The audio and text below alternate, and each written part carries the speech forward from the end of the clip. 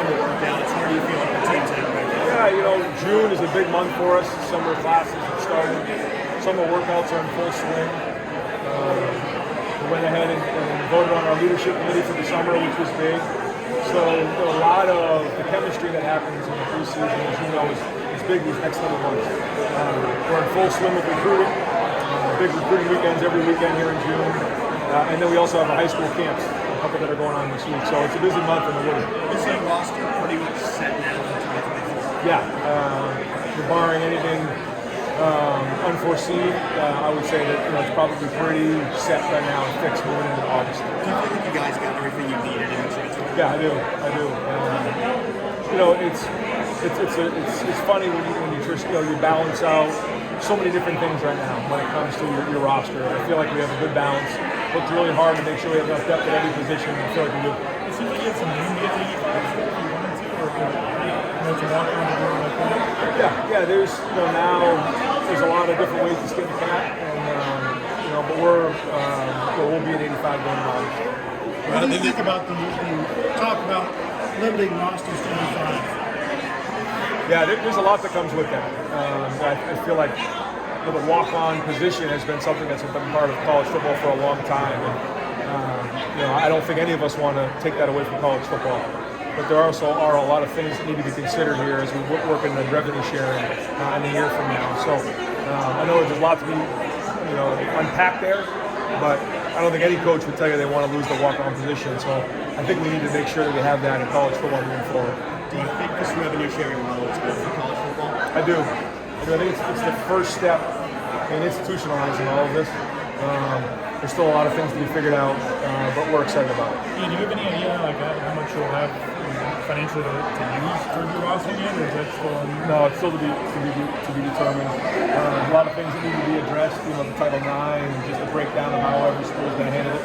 Obviously, in particular, how we're going to handle it, but we're not there yet. Just and maybe this is more of a hypothetical, but how does that change conversations on recruiting when that's now an aspect of things? Well, it doesn't change it a lot, other than you explain to folks how that may work, and that you may have a certain amount of money that you can contract through the revenue share. There's also other avenues where NIL can happen, sponsorships and things like that. But that is going to be a number that we feel like is really going to help our total pot, and I think that's really important for recruits to understand that. And with Alston money and cost of attendance, there's a lot of things now that are going to be institutionalized, which certainly does make things easier. We still believe that collectives are still going to be a big part of what we do, and so we have to make sure we find that balance. But it's good to explain to the family, just like even this past weekend, exactly what it is. I think there's still a little bit of gray area there for a lot of folks. Has your off-season been any different in this new role, the CEO model role, than maybe what you were doing the last 4 or 5 years? I would say just in general, a lot more events, a lot more conversation with folks in these types of areas, a lot of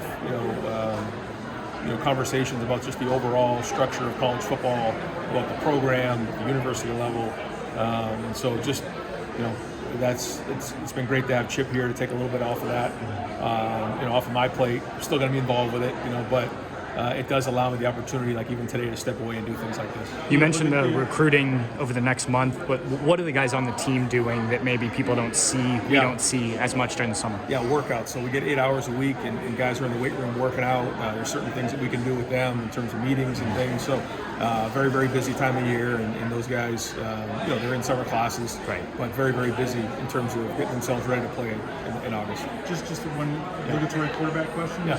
Surprised you kept 5. Where did things stand going into summer camp, all that? Yeah, had to bring some extra chairs in there, which is good. And we're excited about the guys that we have. And I don't think it's been any mystery that we plan on running the quarterback a little bit more this year. So having depth is going to be critically important. It's not going to be the number one thing we do, but we want to make sure we have that depth in our room. I think we've done that at a high level, and excited about the entire group. Hey, Coach, your academic progress rates are going to come out. Ohio State's going to get an outstanding score overall. Football is going to be at a perfect score. What does that say about the fortitude of the athletes and the students that we're getting, but also the academic programs? Well, I think it speaks to the maturity of our team. I think it's cool to go to class. It's cool to get your degree. It's cool to do well in school. It speaks to the type of guys that we have, the work that they've done. It speaks to our assistant coaches and how much they're involved with it.